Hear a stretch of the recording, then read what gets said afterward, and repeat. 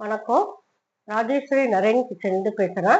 இன்னைக்கு உங்களுக்கு கொண்டக்கடலையும் பாசிப்பயிறு கொள்ளு போட்டு அடை எப்படி செய்யணும்னு சொல்லி காமிக்கிறேன். இந்த மாதிரி நீங்கள் நேற்று நைட்டு இந்த மாதிரி ஊற வச்சுக்கோங்க. நல்லா ஊறிடும்.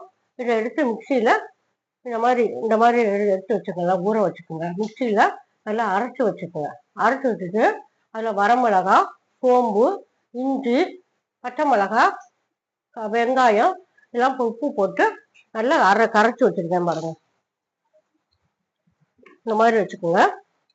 சும்மா துவரம் பருப்பு போட்டு இந்த மாதிரி இல்லாம கொண்டக்கடலையும் பாசிப்பயிறு கொள்ளு போட்டு இந்த மாதிரி பிள்ளைங்களுக்கு செஞ்சு கொடுத்தேன்னா அது பிள்ளைங்களுக்கு நல்லா விரும்பி சாப்பிடுவாங்க. நீங்க செஞ்சு காமிங்க. நான் செஞ்சு காமிக்கிறேன் உங்களுக்கு.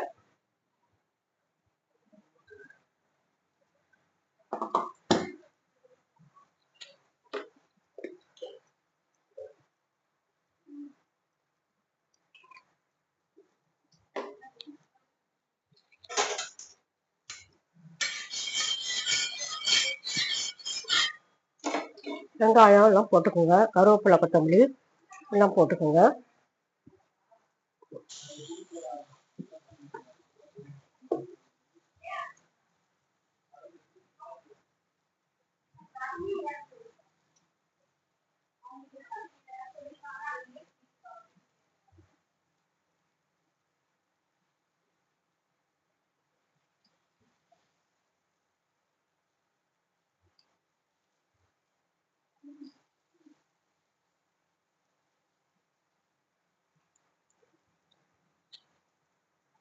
இது மாதிரி ஊற்றிக்குங்க.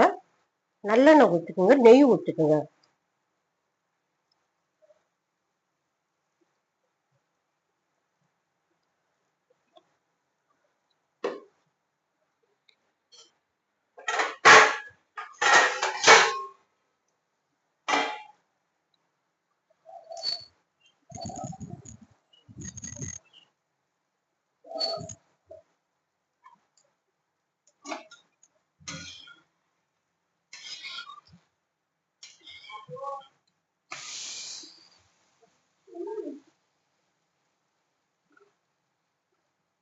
எல்லாம் மெதுவா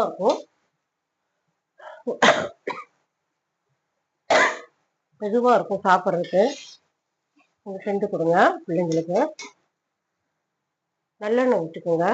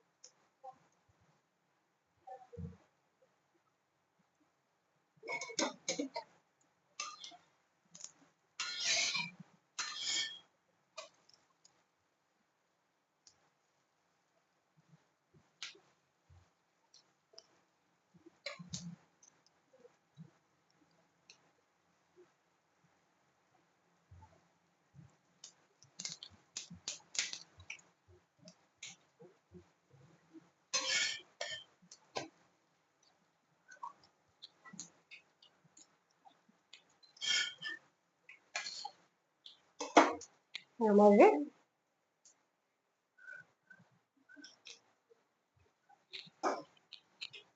மாதிரி உங்கள் வீட்டில் பிள்ளைங்களுக்கு இந்த மாதிரி செஞ்சு காமிங்க.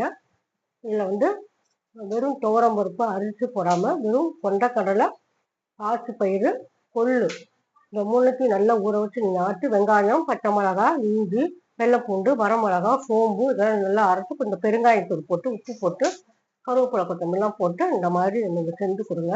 பிள்ளைங்களுக்கு நல்லா சாப்பிடுவாங்க. செஞ்சு பாருங்கள். நன்றி. வணக்கம்.